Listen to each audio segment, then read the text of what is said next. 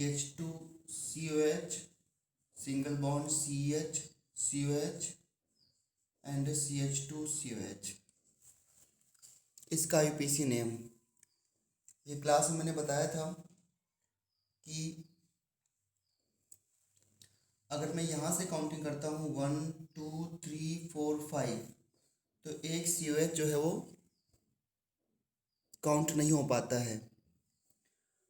तो इसके लिए दूसरा तरीका ये है कि आप ऐसे काउंटिंग कर लीजिए और तीनों COH को छोड़ दीजिए। ठीक है, अब इसका यूपीसी नेम क्या हो जाएगा? प्रोपेन 1 2 3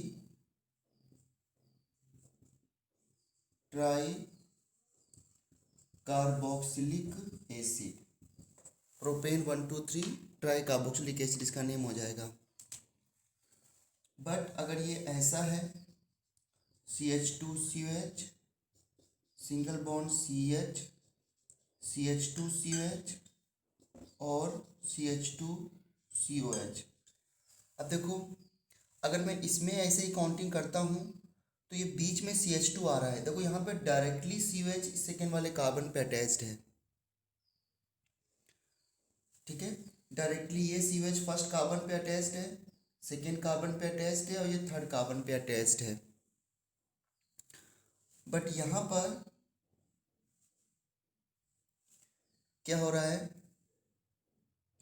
कि अगर मैं काउंटिंग ऐसे कर लेता हूँ तो ये COH डायरेक्टली अटैच्ड है, बट ये COH के बीच में क्या आ गया? CH2 आ गया, और यहाँ पर ये COH डायरेक्टली अटैच्ड है। तो हम ऐसे काउंटिंग नहीं करेंगे। फिर अगर ये COH भी काउंट हो जाता, ये COH भी डायरेक्टली अटैच होता, तो हम ऐसे काउंट कर लेते। इसलिए यहाँ पर काउंटिंग आपको ऐसे ही करनी पड़ेगी, COH को साथ लेकर चलना पड़ेगा और फिर इस ग्रुप को आपको प्रीफिक्स बोलना पड़ेगा। सिर्फ COH को प्रीफिक्स में बोलते हैं कार्बोक्सी। जैसे अगर मैं आपसे पूछूं कि CH3 का प्रीफिक्स नेम क्या होता है? मिथाइल। और मैं यहाँ पे अगर CH2Cl लगा दूं तब इसका प्रीफिक्स नेम क्या होता है? Methyl chloride. नहीं, क्लोरोमिथाइल। मिथाइल क्लोराइड तो कॉमन नेम हो गया, इसका प्रीफिक्स नेम क्या हो जाएगा? क्लोरोमिथाइल। ठीक है, अब इसका नाम प्रीफिक्स में क्या होगा? Carboxy methyl. तो क्या लिखेंगे? 3 carboxy methyl pentane 1,5 dioic acid. Pentane 1,5 dioic acid, इस तरह लिखेंगे इसका आईपीसी नेम।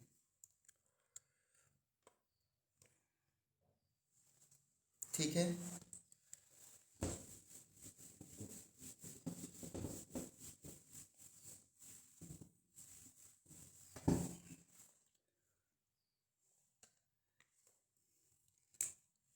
अगर ऐसा भी होता है कि दो फंक्शनल ग्रुप ऐसे होते हैं, ये मैंने पहले बताया था कि कीटोन रिंग में है और कीटोन बाहर भी है।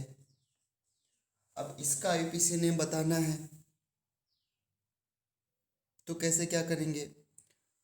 तो फिर दो सेम फंक्शनल ग्रुप है, तो सेम फंक्शनल ग्रुप अगर हैं तो जहाँ पर लॉन्गेस्ट चेन बन रही है वहीं पे काउंटिंग कर लीजिए। सो 1 2 3 4 5 6, ये हो गया। एंड ये आपका क्या बन गया? प्रीफिक्स। अब ये कीटोन प्रीफिक्स बनेगा, क्या कर सकते हैं? अब इसमें फिर से काउंटिंग कर लिया 1 2, तो 1 पर ऑक्सो है और 2 पर मिथाइल है, तो क्या लिखेंगे इसको? ऑक्सो मिथाइल, पहले ऑक्सो मिथाइल। ठीक है, तो 2 oxo methyl cyclo hex plus one हेक्सेनोन।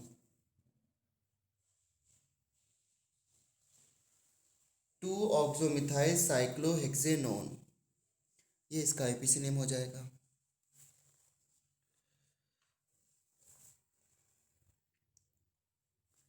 ठीक है।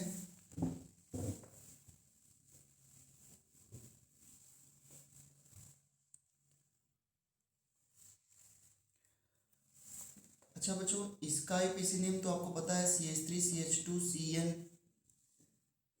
इसको आप CN को क्या बोलते हो आईपीसी में? नाइट्राइल। नाइट्राइल। इसका आईपीसी नेम क्या होता है? Propane nitrile. This is propane nitrile, ठीक है ना।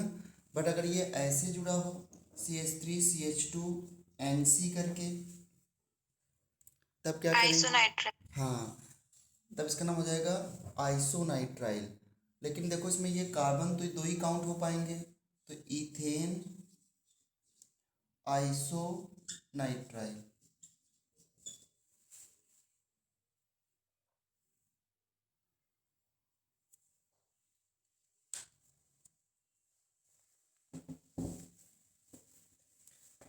चलो, और डाउट क्या है आप लोगों के?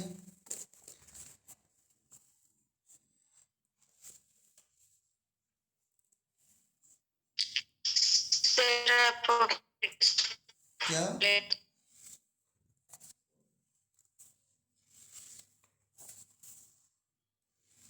क्या पूछा आपने डाउट? सर आप अपने वीडियो स्पॉटलाइट कर दो।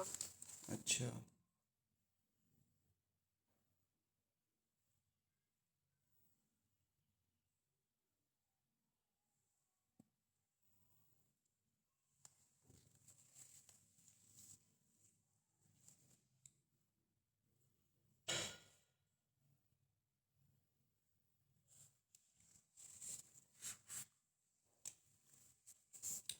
क्या डाउट है बताइए। अच्छा, सभी बच्चों को पता है कि रिजोनेटिंग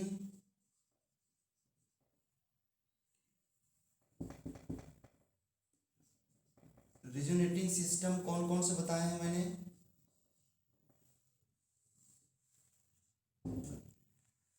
रिजोनेटिंग सिस्टम कौन कौन से बताए हैं? एक कार्बन डबल बॉन्ड कार्बन, जिसमें कि हम बोलते हैं पाई बॉन्ड के साथ कॉन्जुगेशन में है। एक कार्बन डबल बॉन्ड कार्बन और पॉजिटिव चार्ज, यहाँ पे बोलते हैं पाई bond and positive charge conjugation में है। एक कार्बन डबल बॉन्ड कार्बन और नेगेटिव चार्ज, इसमें पाई bond and negative charge conjugation में होते हैं। कार्बन डबल बॉन्ड कार्बन और यहाँ पर लोन पेयर, यहाँ पर pi bond and lone pair conjugation में है। और कार्बन डबल बॉन्ड कार्बन और फ्री रेडिकल, यहाँ पर पाई बॉन्ड और फ्री रेडिकल रिजोनिक कॉन्जुगेशन में है। Carbon double bond carbon and double bond O, यहाँ पर भी पाई बॉन्ड और पाई बॉन्ड कॉन्जुगेशन में है। और भी कुछ बताया था मैंने कि कभी ऐसा हो कि कार्बोकेटायन के एडजेसेंट में जो एटम उसके पास अगर लोन पेयर हो, तो यहाँ पर positive charge and lone pair के बीच में कॉन्जुगेशन है। ये काफ़ी स्टेबल रिजोनेटिंग सिस्टम होता है। इसमें कार्बोकेटायन की स्टेबिलिटी एकदम से बढ़ जाती है, ठीक है। और एक और भी हो सकता है, नेगेटिव चार्ज के एडजेसेंट में कोई एलिमेंट हो जिसके पास वैकेंट ऑर्बिटल हो, तब भी यहाँ पर रेजोनेंस हो सकता है। या फिर नेगेटिव चार्ज स्पीसीज के एडजेसेंट में कोई ऐसा एलिमेंट हो जिसके पास वैकेंट डी ऑर्बिटल हो, तब भी ये रेजोनेंस हो सकता है।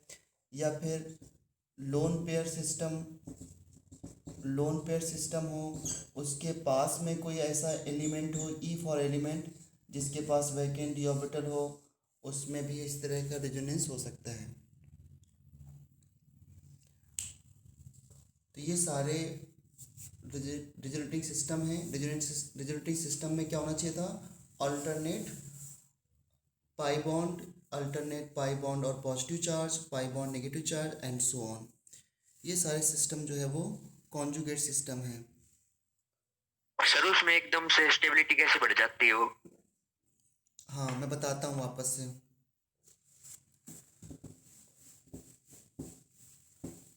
जैसे CH2+ और NH2 में रेजोनेंस करना हो, देखो यहाँ पे पॉजिटिव चार्ज और लोन पेयर के बीच में कॉन्जुगेशन है।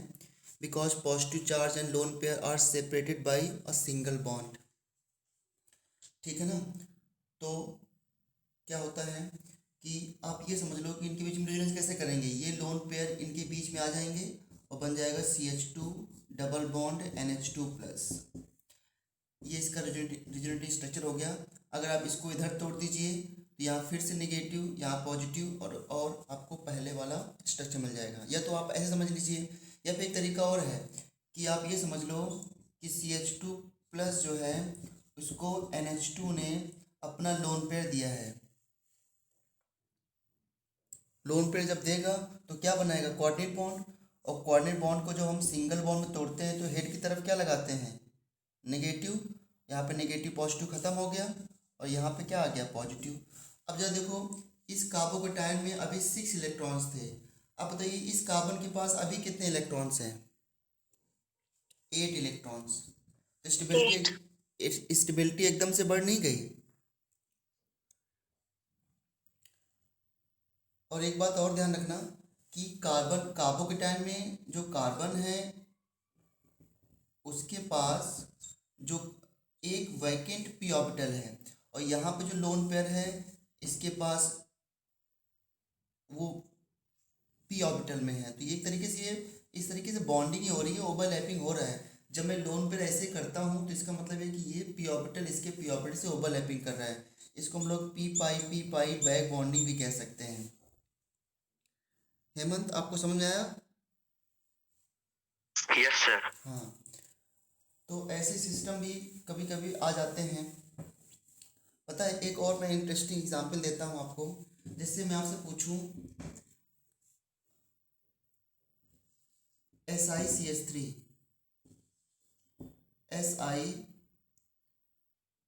SiH3 का होल थ्राइस n और CH3 का होल थ्राइस n में ज़्यादा बेसिक कौन है? पता है, अगर मैं प्लस आई इफेक्ट की बात करूं तो प्लस आई इफेक्ट SiH3 का CH3 से ज़्यादा होता है। क्यों? क्योंकि कार्बन के नीचे आता है सिलिकॉन और नीचे आने पर इलेक्ट्रोनेगेटिविटी घटती है। तो इलेक्ट्रोनेगेटिविटी कार्बन की ज़्यादा है सिलिकॉन से। तो इसका मतलब ये है कि सिलिकॉन ज़्यादा प्लस आई इफेक्ट शो करेगा, अपने इलेक्ट्रॉन को ईजिली दे सकता है प्लस आई इफेक्ट से। बट अब मैं पूछ रहा हूँ कि इनमें ज़्यादा बेसिक कौन है? तो SiH3 का अगर प्लस आई इफेक्ट ज़्यादा है तो ये नाइट्रोजन पे ज़्यादा इलेक्ट्रॉन डेंसिटी बढ़ाएगा, तो ना ये ज़्यादा बेसिक होना चाहिए ना। क्वेश्चन में पूछ क्या पूछ रहा हूँ, क्वेश्चन मोर बेसिक।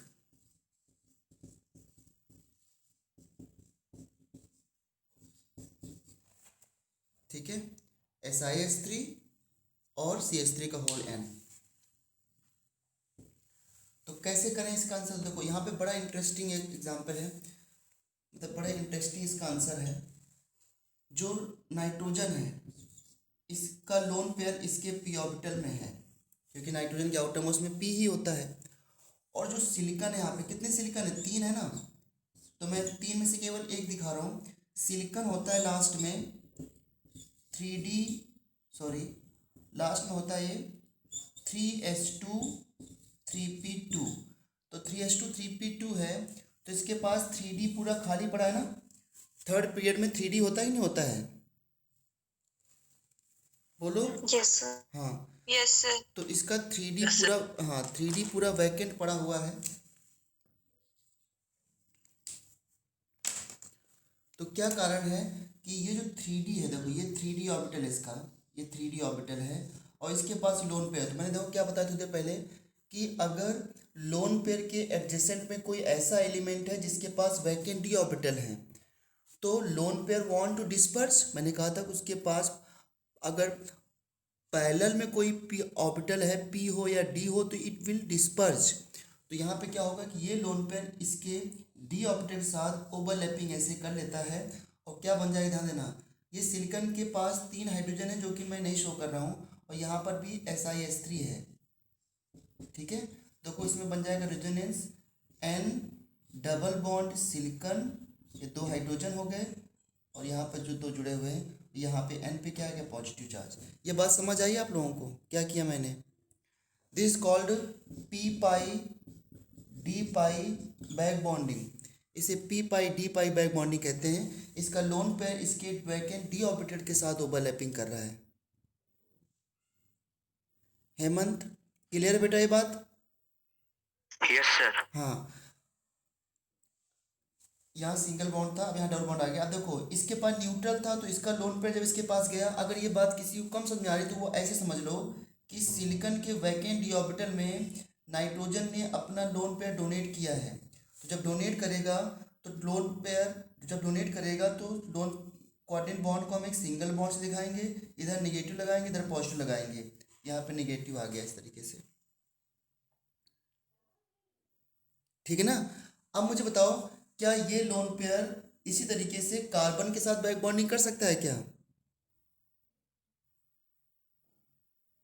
वैकेंट डी ऑर्बिटल नहीं है सर। हाँ, No, sir. Vacant D orbital भी नहीं है, नहीं करेगा सर। हाँ वैकेंट डी ऑर्बिटल भी नहीं है, वैकेंट पी ऑर्बिटल भी नहीं है, क्योंकि इसमें sp3 है। जिसे sp3 हाइब्रिडाइज तो सारे पी ऑर्बिटल इसके बिजी हैं। तो फिर बताइए किस नाइट्रोजन के पास ज़्यादा इलेक्ट्रॉन डेंसिटी हुई, CH3 का होल थ्राइस n वाले नाइट्रोजन के पास या SiS3 वाले नाइट्रोजन के पास? H3 वाले SI वाले पर। SI वाला तो बेटा लोन PS3 पेयर, हाँ SI में तो लोन पेयर सिलिकॉन के डी ऑर्बिटल में डिस्पर्स हो गया नाइट्रोजन का। तो जब इसका लोन पेयर डिस्पर्स हो गया सिलिकॉन के पास चला गया तो दूसरे को कैसे डोनेट कर पाएगा ये? तो बेटर बेस कौन हुआ? हाँ बेटर बेस हुआ CH3 का होल थ्राइस n।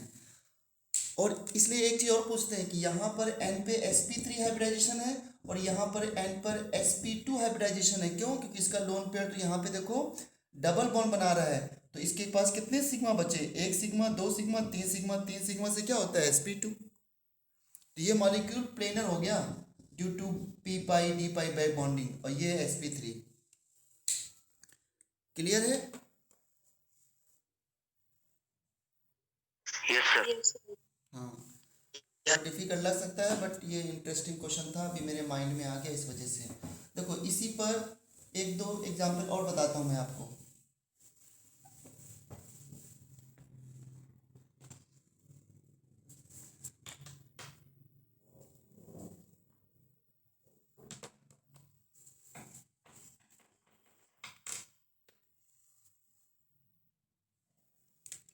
देखो ध्यान से, एक ये मॉलिक्यूल है CHF3 और CHCl3 में मोर एसिडिक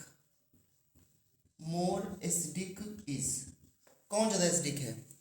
तो दोनों के कॉन्जुगेट बेस बनाते हैं हम लोग, C माइनस, यहाँ पे F और F, C minus Cl Cl Cl। अब बताओ माइनस का इफेक्ट F का क्लोरीन से ज़्यादा होता है ना? Yes, sir. Yes, sir. तो अगर मैं सिर्फ माइनस आई इफेक्ट देखूं तो किसका कॉन्जुगेट बेस ज़्यादा स्टेबल होना चाहिए? CHF3. CHF3 का। CHF3. हाँ, तो देखो हमारे कंसेप्ट बिल्कुल सही हैं, बट अभी एक दो एक्सेप्शन की ही बात मैं कर रहा हूँ, तो देखो ध्यान से, बट इसका कॉन्जुगेट बेस ज़्यादा स्टेबल है। अब यह कंसेप्ट सब जगह नहीं लगा देना है, क्यों? क्योंकि क्लोरीन जो होता है वो होता है 3s2 3p5 और इसके पास 3d खाली पड़ा है।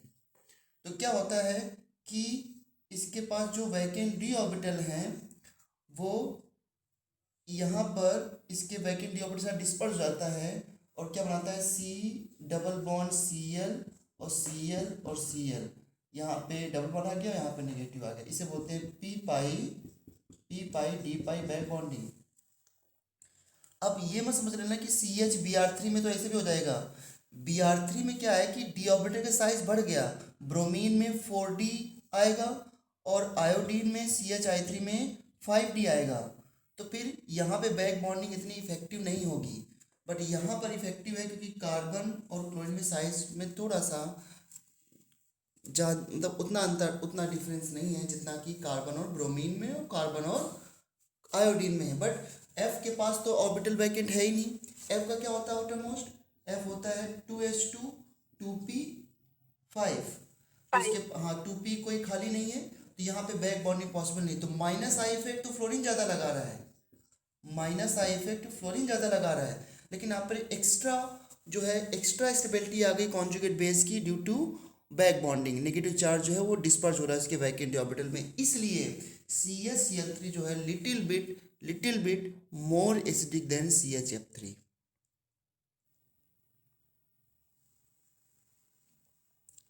सर हमें कैसे पता चलेगा कि बैक बॉन्डिंग वाला कॉन्सेप्ट लगाना है?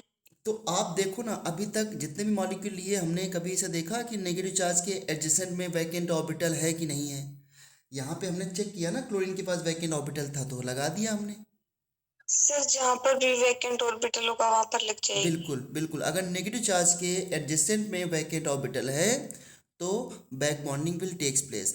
बैक बॉन्डिंग क्या है? एक तरीके से ये रेजोनेंसी ही है मतलब। और ये देखो, अभी तक हम जितने क्वेश्चन करते आए हैं तो उसमें कहीं बैक बॉन्डिंग का कंसेप्ट हमने इस तरह नहीं डिस्कस किया है। बट अगर एक दो क्वेश्चन ऐसे कभी फेस कर रहे हो तो फेस कर जाओगे तो आपको लगेगा कि हमारा कंसेप्ट गलत है। तो इन चीज़ों के लिए भी अवेयर रहना पड़ेगा कि हाँ ऐसा कभी कभी हो सकता है। अदरवाइज़ हमको जैसे हम पहले करते आए हैं हमको वैसे ही करना है। यानी कि आप सभी मॉलिक्यूल में यही सोचने लग जाओ कि अभी तक हमने इतने क्वेश्चन किए हैं, कहाँ सर बैक बॉन्डिंग में साइज चेक करना पड़ेगा ना? हाँ कि साइज साइज चेक कितना करना बड़ा है दूसरे पड़ेगा। एटम का। बैक बॉन्ड में साइज चेक करना पड़ेगा। और अगर आपको याद हो तो पी ब्लॉक में BF3 BCl3 BBr3 BI3 में एक ऐसा क्वेश्चन कराया था मैंने। यस सर हाँ कराया। हाँ हाँ, तो साइज चेक करना BCl3 पड़ेगा। होता है। लेकिन लेकिन अब ये नहीं कि हर मॉलिक्यूल में बैक बॉन्डिंग देखने लग जाओ, उसके चक्कर में जो आपका सच में रियल कंसेप्ट है वो गलत करने लग जाओ। ऐसा नहीं होना चाहिए। मतलब अब एक दो चीज़ें ऐसी हैं तो उनको बताना पड़ेगा ही, है ना। बट इसका मतलब ये नहीं कि अब सब जगह बैक बॉन्डिंग ही अप्लाई करनी है।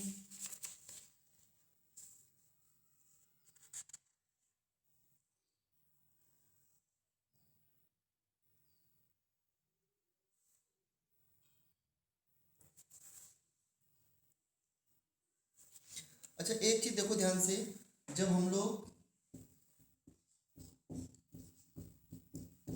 फिनॉल में एसिडिक स्ट्रेंथ की बात करते थे, इसे यहाँ पे Cl लगा दिया और यहाँ पर Cl लगा दिया, और मैं आपसे पूछता था कि इसमें एसिडिक स्ट्रेंथ का ऑर्डर क्या होगा। तो यहाँ पे माइनस आई इफेक्ट है और यहाँ पे माइनस आई इफेक्ट है, तो इसमें एसिडिक स्ट्रेंथ का ऑर्डर ये था ना। Yes sir. हाँ, इसमें ये एसिडिक स्ट्रेंथ का ऑर्डर था। अब जरा एक चीज़ बताना मुझे, एक बात मेरे मन में आ गई यहाँ पर, क्या इस Cl के पास लोन पेयर नहीं है? Yes sir. मेटा पोजीशन पे तो हम रेजोनेंस नहीं देखते हैं, यस या नो?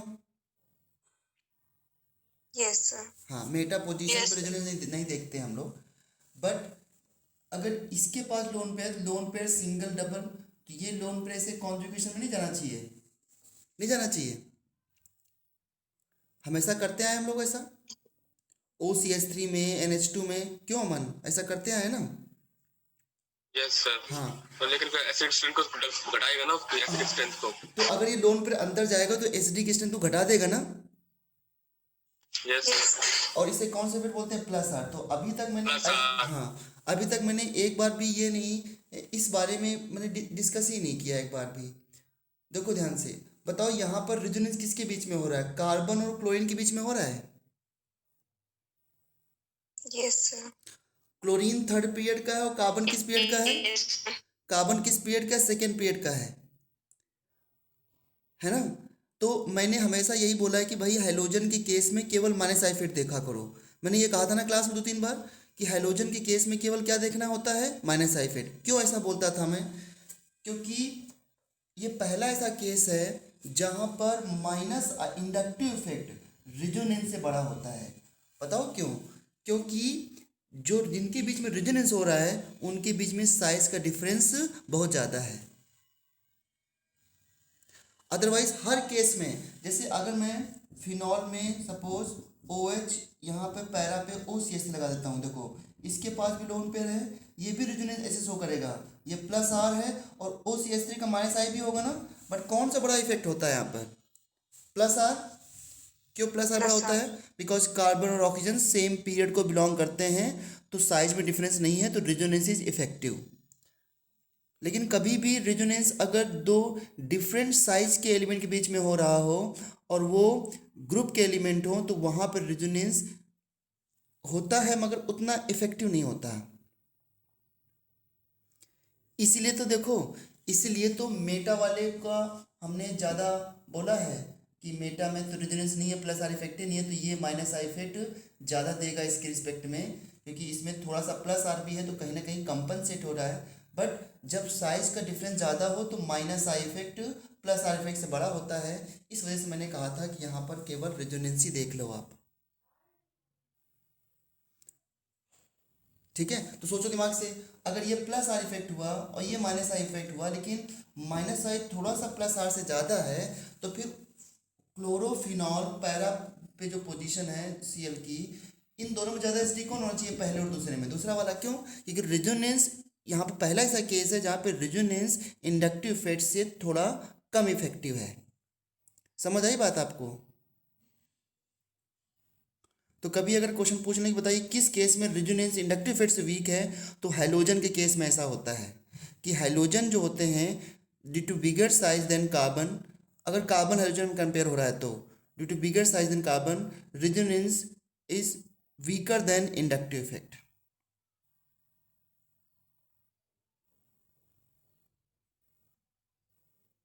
ठीक है, इसलिए अगर कन्फ्यूजन चाहते हो कि ना हो तो हाइड्रोजन के केस में जब एरोमेटिक सिस्टम में कंपेयर करते हो तो you have to see only inductive effect.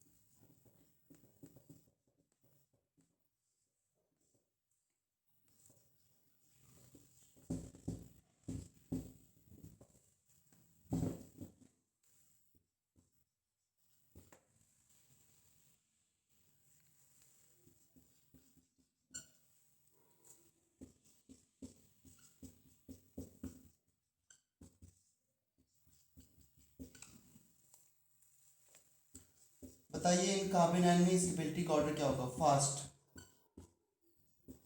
CA। A B C D. यहाँ पे नेगेटिव चार्ज डिस्पर्ज होकर के पहले आर्थो पे आएगा, फिर आर्थो के बाद पैरा पे आएगा, पूरे रिंग में डिस्पर्ज होगा ऐसे भी, और इसके बाद ये जब यहाँ पे आएगा तो ये NO2 के O पर भी डिस्पर्ज होगा, तो this will be minus R and minus I effect. यहाँ पर भी सेम डिस्पर्जन होगा, यहाँ पर भी देखो जब ये पैरा पे आएगा डिस्पर्ज होकर के ऐसे, तो नेगेटिव चार्ज यहाँ पे डिस्पर्ज होगा, तो again minus R and minus I. But यहाँ पे क्या हो रहा है, इसका लोन पेयर रिंग के अंदर जा रहा है, तो plus R effect mainly dominate करेगा, और यहाँ पर हाइपर कॉन्जुगेशन है, प्लस आई इफेक्ट भी है और हाइपर कॉन्जुगेशन भी है, तो प्लस आई इफेक्ट देख लो, प्लस आई इफेक्ट से आंसर आ जाएगा।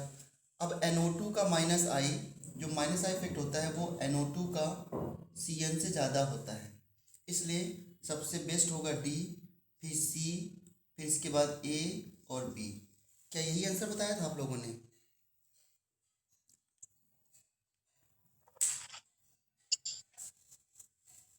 है कोई डाउट सर इसमें? इससे ज्यादा कौन- सर OCH3 का माइनस आई इफेक्ट होता है। अरे तो OCH3 का कितने क्वेश्चन ऐसे किए हैं जहाँ पे मैंने बताया है कि OCH3 का जब प्लस आर इफेक्ट है, कार्बन ऑक्सीजन के साइज सिमिलर हैं, तो प्लस आर इफेक्ट ही डोमिनेट करता है बहुत ज़्यादा माइनस आर इफेक्ट से। तो जब मेन इफेक्ट यहाँ पे बताओ क्या है, प्लस आर या minus I? Plus R. Plus R बड़ा होता है या प्लस आई बड़ा होता है? Plus R. Plus R. एक बात और देख लो कि अगर यहाँ पे क्लोरीन होता तो क्लोरीन का साइज कार्बन से बड़ा होता है, तब हम बोलते कि प्लस आर इफेक्ट है, माइनस आई इफेक्ट है, but minus I plus R से ज़्यादा है, थोड़ा ज़्यादा है, क्योंकि वो बैलेंस भी हो रहा है।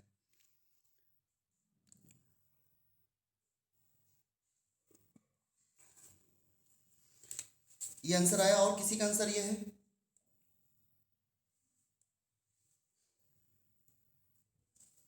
और किसी को डाउट है इस आंसर में? No sir.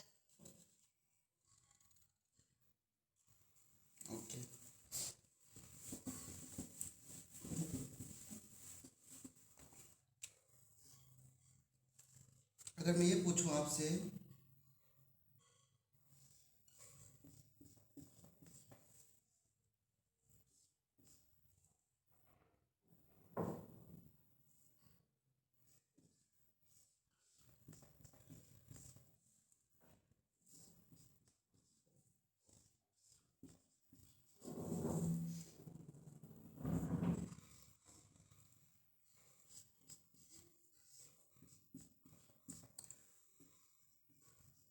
Which has more acidic hydrogen, किसके पास हाइड्रोजन बहुत एसिडिक है? Tell me. Which has more acidic hydrogen?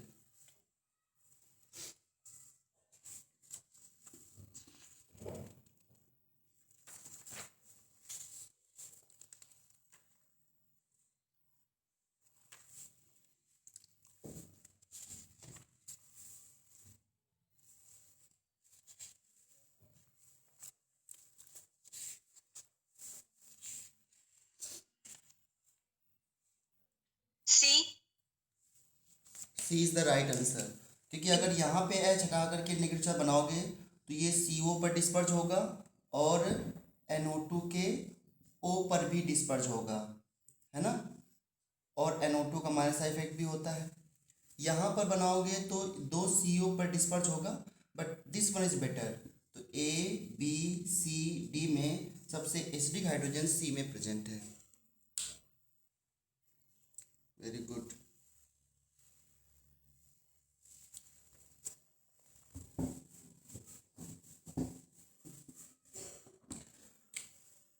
Next question है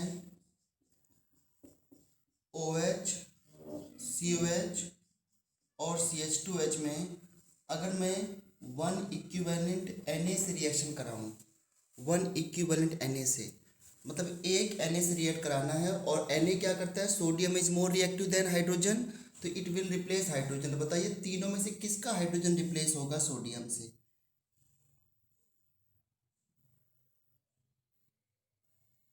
बी। मतलब B मतलब COH।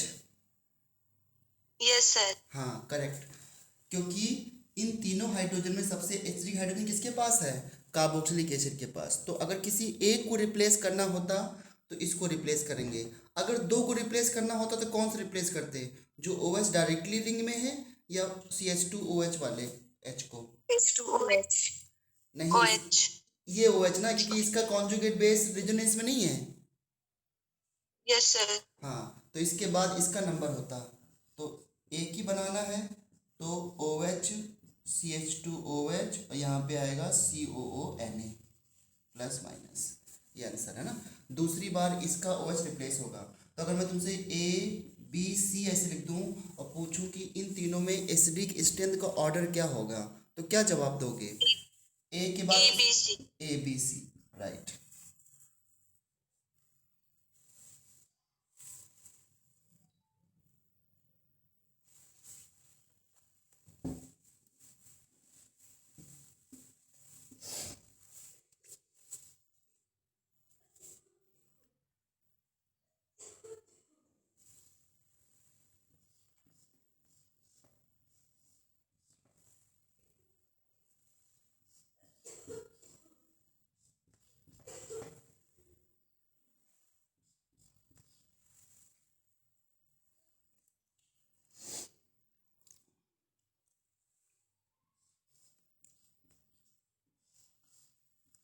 बताइए इस मॉलिक्यूल में सबसे एसिडिक हाइड्रोजन कौन सा है? अंडरलाइन कर रहा हूं मैं, सबसे acidic hydrogen, most acidic hydrogen कौन सा है? अब ऐसे क्वेश्चन में गलती ना करें आप लोग। विच one is more acidic hydrogen? Sir naming कर दो H की। अच्छा एक मिनट, मैं ऐसे करता हूँ A B C और D। Now tell me which one is more acidic hydrogen? B. B। Yes sir. C में क्या प्रॉब्लम है? सर वहाँ ज्यादा कॉन्जुगेशन रेजोनेंस नहीं बन रहे सी में ज्यादा। बी में ज़्यादा बन रहे हैं। Yes sir. अगर ये बहुत अच्छी बात है, ये क्वेश्चन जनरली गलत होता है बच्चों से, ये आपने बिल्कुल सही कर दिया। देखो एक्चुअली यहाँ नेगेटिव चार्ज जो आएगा वो भी देखो नेगेटिव चार्ज, और यहाँ पे नेगेटिव चार्ज में रेजोनेंस हो रहा है। देखो अगर यहाँ पे नेगेटिव चार्ज बनाओगे कॉन्जुगेट बेस, तो ये ऐसे शिफ्ट होकर के यहाँ पे आ जाएगा, और यहाँ पे बनाओगे तो ये ऐसे शिफ्ट होकर के यहाँ पे आ जाएगा। लेकिन इसके बाद ये नेगेटिव चार्ज ओ पे डिस्पर्स हो रहा है, ये वाला। शायद आपने ये तो नहीं सोचा होगा मेरे ख्याल से। क्या आपने इतना सोचा कि बी का नेगेटिव चार्ज इस ओ तक डिस्पर्स हो रहा है? इतना सोच लिया था? Yes sir. वेरी गुड, फिर तो बहुत अच्छी बात है। देखो तो इसका जो कॉन्जुगेट बेस बनेगा, ये नेगेटिव चार्ज ऐसे डिस्पर्स होके पहले यहाँ पे आया, और जब यहाँ पे आएगा नेगेटिव चार्ज तो इसके ओ पर डिस्पर्स हो रहा है। लेकिन क्या इस OH का नेगेटिव चार्ज इसके ओ पर डिस्पर्स हो पाता? नहीं हो पाता। करके देख लेना आप लोग कॉपी में अलग से। तो वेरी एक्सटेंडेड रेजोनेंस, यहाँ पे क्या हो रहा है? एक्सटेंडेड रेजोनेंस है।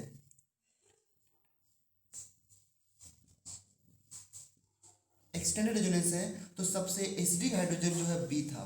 बहुत ही अच्छा जवाब दिया है। सही बच्चों को क्लियर है आंसर क्वेश्चन? सभी बच्चों को क्लियर है क्वेश्चन?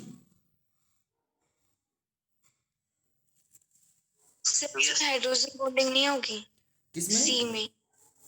ये हाइड्रोजन सी बहुत वाले सी वाले ये वाले हाइड्रोजन बॉन्डिंग अगर हो गई, वैसे तो ये प्लेनर है, हो सकती है, लेकिन हाइड्रोजन बॉन्डिंग होने से एसिडिक स्ट्रेंथ और कम नहीं हो जाएगी? सर ये रीजन भी हो सकता है ना सी उसका। सी का कम एसिडिक स्ट्रेंथ होने का या ज़्यादा? यस सर कम एसिडिक। हाँ कम एसिडिक, हाँ ये भी हो सकता है रीजन, बट यहाँ पे रेजोनेंस है तो बी के बाद सी का ही नंबर आएगा, और उसके बाद ए का नंबर आएगा, और सबसे लास्ट में डी आएगा। क्योंकि डी तो बहुत दूर हो गया, कम से कम OH के पास ये सब ग्रुप हैं, तो ये इसमें माइनस आई इफेक्ट भी थोड़ा शो कर देंगे। बहुत ही अच्छा क्वेश्चन था ये। बी, इसका आंसर बी आएगा करेक्ट एकदम।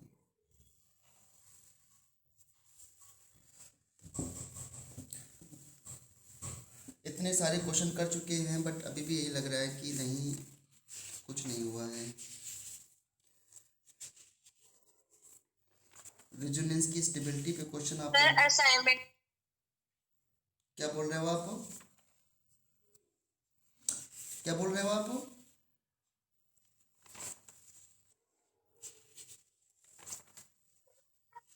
वॉइस चली गई।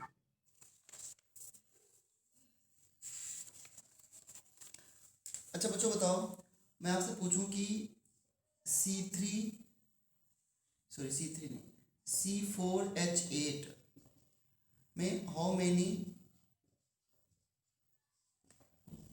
Cyclic structure possible? और मुझे पूरा पता है आप DU भूल चुके होंगे। इसमें कितने साइक्लिक स्ट्रक्चर पॉसिबल हैं? बताओ इस मॉलिक्यूल की DU कितनी है? 1। तो एक DU होती है तो उसमें एक रिंग बन सकती है या फिर एक डबल बॉन्ड। तो अगर मैं साइक्लिक पूछ रहा हूं तो एक रिंग ये बन गई। बस इसने ऐसा कहा है कि 4 मेंबर रिंग ही बनाओ। एक ही स्ट्रक्चर हो गया, और भी हो सकते हैं इसके।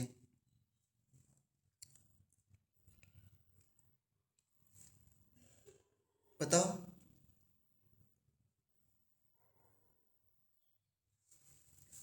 मिनिमम रिंग कितने एटम की हो सकती है? Minimum ring 3 3 3। 3 तो अगर 4 की बन रही तो वहां 3 तो बन ही सकती है ना, ऐसे CH3 लगा दो। और इसकी DU कितनी है?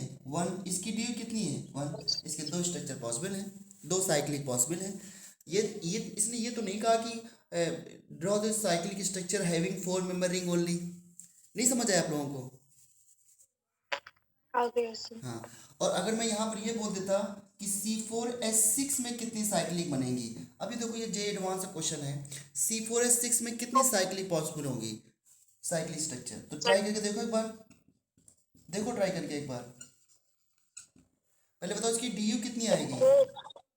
2। इसकी DU 2 आएगी। जरा ड्रॉ करना कितनी साइक्लिक स्ट्रक्चर पॉसिबल है।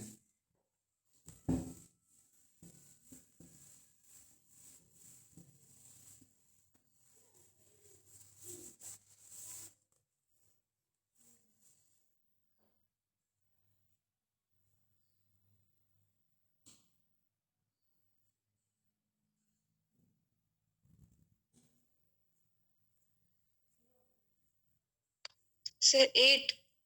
8 साइक्लिक स्ट्रक्चर, 8 कौन से बना दिया आपने। चलो स्टार्ट करते हैं, पहले तो 4 मेंबर रिंग से स्टार्ट करते हैं। तो अभी इसकी DU1 है, अब इसकी DU कितनी होगी 2। याद करो DU सेम है एंड कार्बन सेम है, तो हाइड्रोजन काउंट करने की जरूरत नहीं है। तो अभी 1 हो गया, ठीक है ना। अब कोई ये सोचे कि नहीं इसके बाद मैं इसको ये बना दूं, तो क्या ये दोनों सेम है कि डिफरेंट है।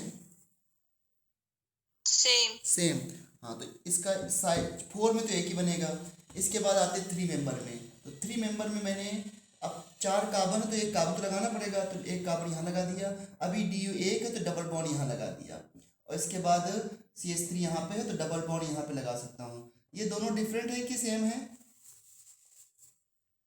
Different. Different, same. Different, same नहीं डिफरेंट है ना, क्योंकि CH3 के पास डबल बॉन्ड कार्बन है। हाँ, और मैं 2 DU रखना है तो मैं डबल बॉन्ड CH2 ऐसे कर दूं, कर सकता हूँ नहीं कर सकता हूँ। अरे Yes, sir. DU कितनी है इसकी, 2 हो गई DU, एक रिंग की एक डबल बॉन्ड की, 4 हो गए, 4 हो गए। Yes sir. और यस सर। अभी और देखो, अभी इसमें एक और बन सकता है, कोई बता सकता है एक और क्या बनेगा।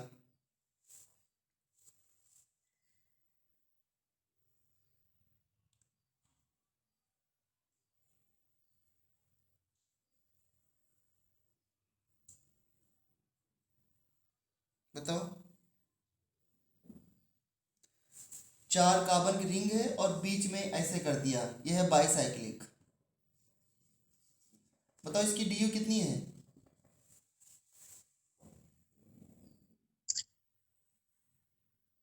कितनी DU है इसकी, 2 रिंग आ रही है ना, 2 रिंग, तो DU कितनी हो जाएगी इसकी, तो 2। अब इसके अलावा अगर कुछ और बनाया है तो प्लीज़ बताइए। इन 5 स्ट्रक्चर, ये 5 पॉसिबल हैं C4H6 में। अगर आपने कोई और ट्राई किया हो तो प्लीज़ बताइए, उसको मैं बना के देखता हूँ।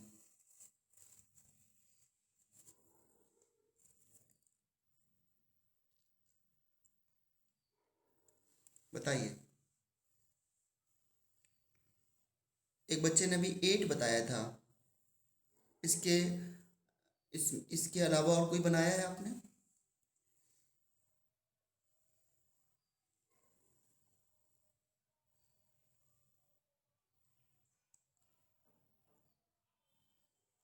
समझ आ गया सभी को। यस। और यहीं पे मैं अगर आपको ये बोल देता कि C5H10 में कितने बनेंगे साइक्लिक स्ट्रक्चर, C5H10 में। और स्टीरियोकेमिस्ट्री अभी नहीं देखना है, स्टीरियोकेमिस्ट्री अलग होती है, तो कितने बनेंगे। तो इसकी DU1 आएगी। Yes sir. Yes sir. 5 member ring बनाओगे पहले तो, 5 मेंबर रिंग, 5 में तो और कोई पॉसिबिलिटी नहीं, तो इसके बाद 4 में आ जाओ, DU1 हो गई, इसकी DU1 थी। 4 में आओगे तो 4 मेंबर रिंग और एक CH3 लगा दिया, इसकी DU कितनी है 1।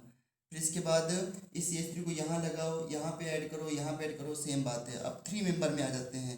3 मेंबर रिंग तो कितने कार्बन बचे, अभी 2 कार्बन, तो 2 कार्बन का एल्काइल क्या होता है, CH2 CH3।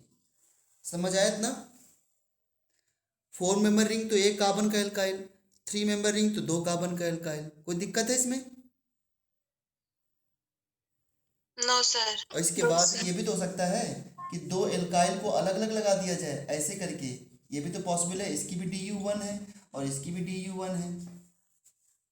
और ये भी तो कर सकते हैं कि 2 CH3 को ऐसे अलग अलग लगा दूं। कितने बन गए, 5। अभी स्टीरियोकेमिस्ट्री नहीं देखा है, स्टीरियोकेमिस्ट्री देखते तो 7 बन जाते, लेकिन अभी इस केवल स्ट्रक्चर देख रहे हैं, तो इसलिए 5 बनेंगे। और कोई बना सकते हो इसमें।